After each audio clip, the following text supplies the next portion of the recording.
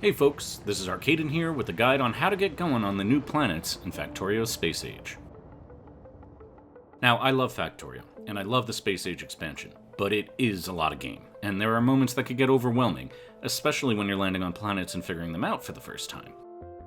So, if you're on a planet and struggling to get into a rhythm, I get it, I've been there, this video is for you.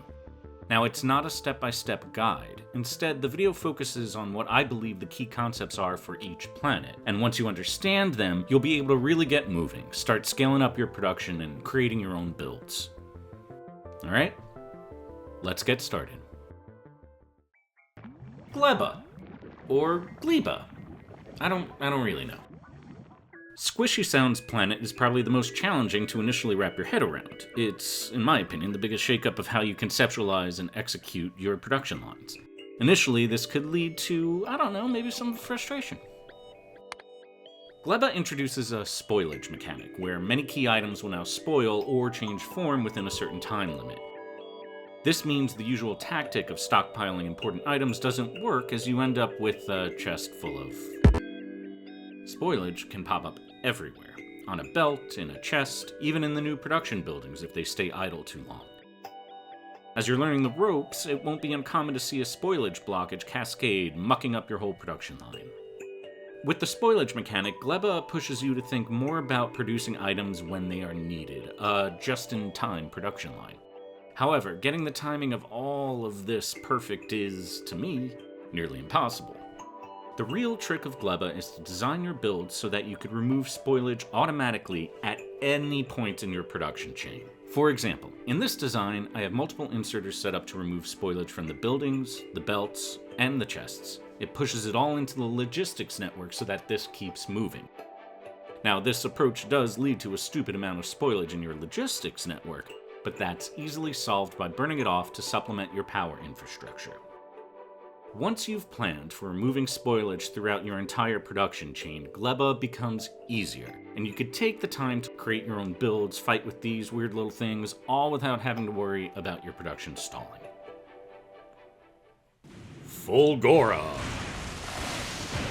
You gotta say it with verve. Scrap is the core mechanic introduced on Fulgora, and it replaces ore mining as the beginning of your production chain. When scrap is placed in the new recycling building, it has a chance to output one of 12 items. Some of those are basics, some of those are pretty advanced. Those items can then be further recycled and broken down into their components. This is how you get items like plastic, copper wire, iron plates on Fulgora. In this way, you could get most of what you need on this planet without relying on space platform deliveries. There are, of course, challenges. Fulgora forces you into sushi belts, which if you don't know how to manage, can get clogged. You're gonna run out of storage space, even for items you don't think you will. And you could find yourself with too much of one product and not enough of another. To me, the trick of this planet is always making sure you're spending time on sorting and inventory management. So in this kind of early build, after processing the scrap into different products using the recycler, I like to sort these products into their own production lines. This design uses filtered splitters to do it, which has its own issues, but there are a bunch of ways you can make this work. To get things like green circuits, plastic, and iron plates, we want to further recycle the products we get from scrap. But we also need these products, so we only want to recycle them when we have a surplus. This build uses a requester chest to do that. It's connected via the circuit network to a roboport, which is set to read the logistic network contents. When red circuits in storage get to a certain level, in this case 1000, the chest activates. Bots then bring red circuits to the chest, and they get recycled into green circuits, plastic, and copper wire. In this way, we keep a certain amount of red circuits in storage while also setting up a production chain for these products. A new problem that Space Age adds to Factorio is the challenge of dealing with too much stuff. At some point, you're gonna run out of storage space. The solution here is similar. Set up a chest that activates when a product hits a certain level, something ridiculous that you don't want to reach or at the limit of your storage, and then it gets fed into a recycler build, but in this case you recycle it multiple times until the product is destroyed. All of this scales very well. This island's primary purpose is sorting. Product comes in by the trains, it's sorted by the bots, then transferred to the main base in a relatively organized fashion. As, for me, it's organized.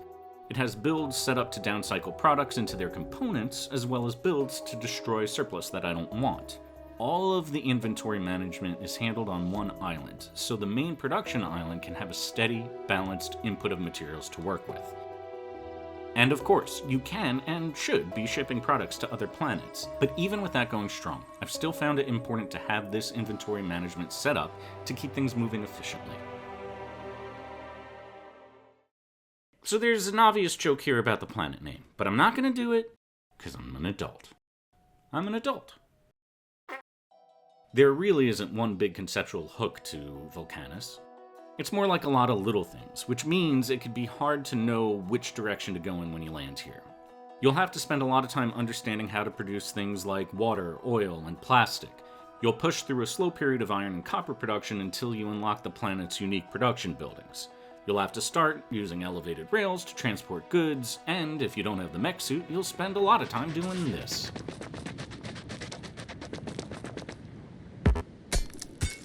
The most unique challenge of Vulcanus is figuring out how to kill off the new Demolisher enemy, which is a fun puzzle, but once you get your method for that, it becomes relatively straightforward.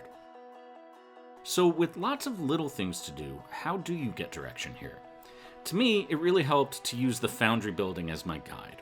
This building is great. Once unlocked, it allows you to scale up production of iron, copper, and related products to an insane amount. You'll be shipping green circuits like it's nothing.